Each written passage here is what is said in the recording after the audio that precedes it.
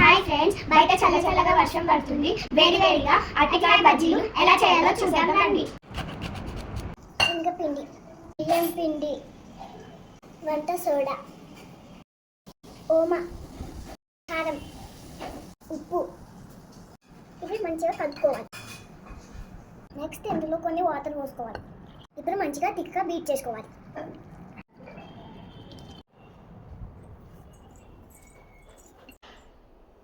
ఇప్పుడు కడాయి పెట్టుకోవాలి. ఇప్పుడు ప్యాన్ వేడైంది, ఆయిల్ పోసుకోవాలి. ఇప్పుడు ఆయిల్ హీట్ అయ్యే వరకు వెయిట్ చేయాలి. బనానాని ఇందులో ముంచి వేయాలి.